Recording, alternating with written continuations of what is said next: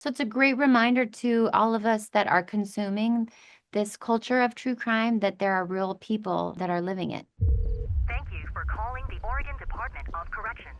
Once again, congrats on the show. I really liked it. And for me, it was a bit like Silence of the Lambs meets family drama. So that's my view. And I was wondering how you would describe the show. I think that's an incredible take on the show. I think what's most unique about our show is that it's a really different take on true crime. So often we see it from the serial killer's point of view. Oftentimes the serial killer is male. And in our show, it's from the point of view of not only a woman, but from a family member of the serial killer's point of view, which we haven't seen before. So not only do we get to experience the grief and the embarrassment and the shame that somebody who is related to somebody who's committed, terrible act of violence carries with them. But also in Melissy Moore's case, the real life Melissy Moore has been an advocate for people who've been touched by the trauma of crime. And she has really helped teach the world that when we retell these stories, the families of the victims are re-traumatized by having to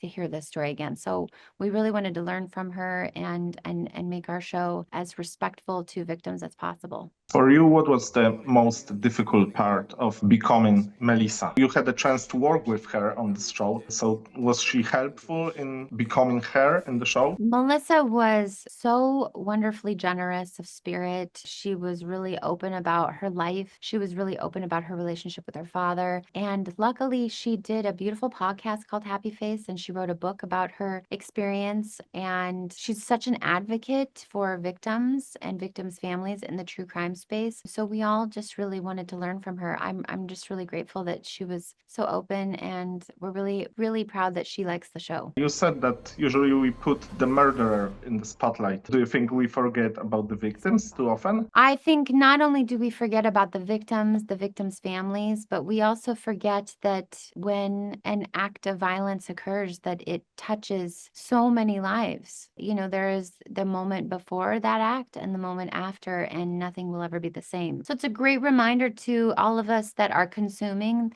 this culture of true crime that there are real people that are living it.